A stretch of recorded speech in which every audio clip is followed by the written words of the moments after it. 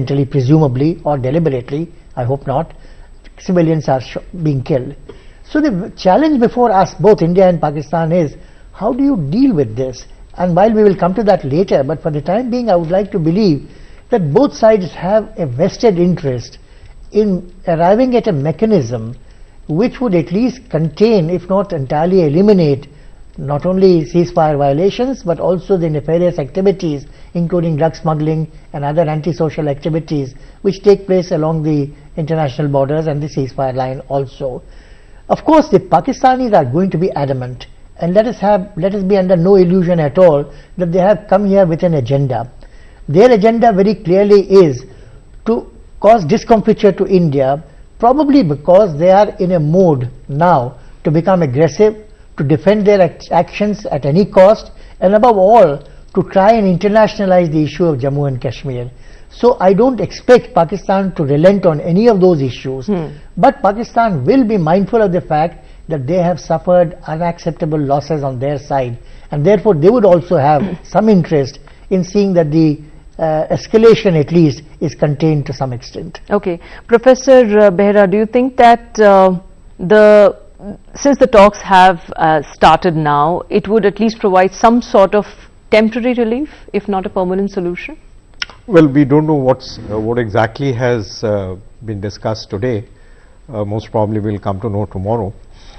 But I think if you look at the larger picture, since one doesn't have the specifics on what has been discussed, one knows a little bit about the agenda for the talks.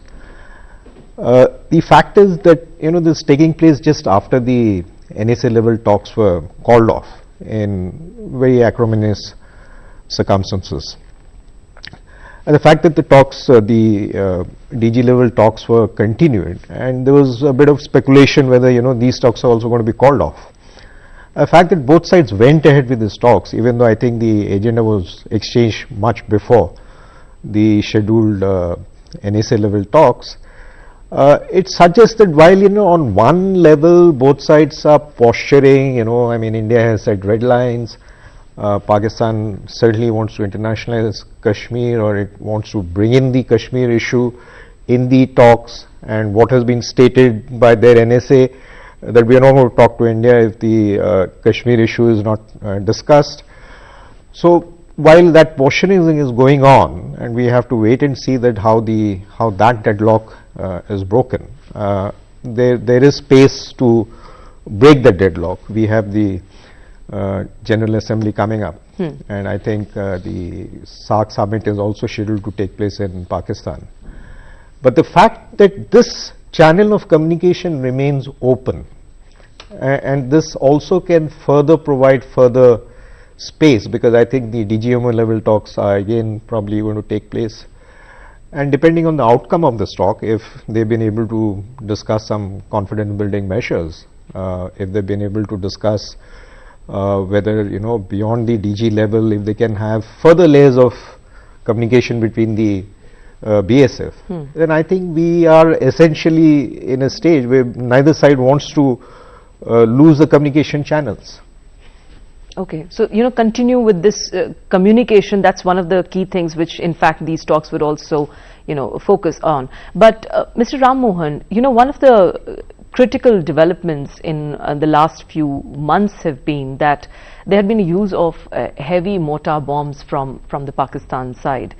Do you think that's one of the major concerns since the 2003 ceasefire agreement? We haven't really seen those things. I know the international border very well. I've travelled up and down several times.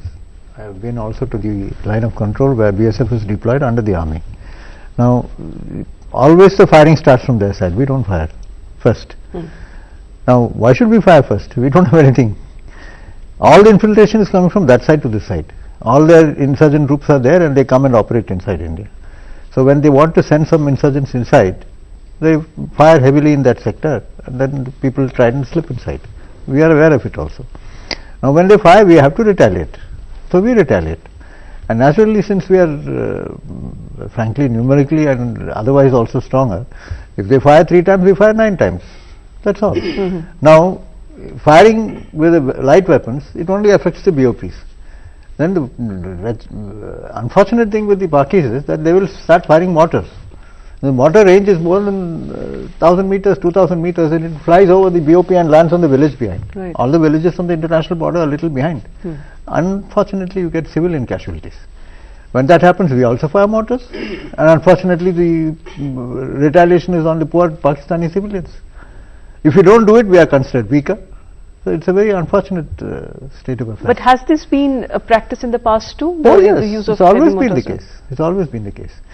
The only complication in the whole thing is the smuggling of drugs, and all the smuggling is from Pakistan to India. It is not from India to Pakistan. But going by your experience, do you think that the rate at which the infiltration happens, has it really increased over the last few years? It varies. I don't think there is a particular graph. It's up and down. Of course, yeah. I'll Those are choose figures certain one moments, really try to doesn't push come to, through. yeah.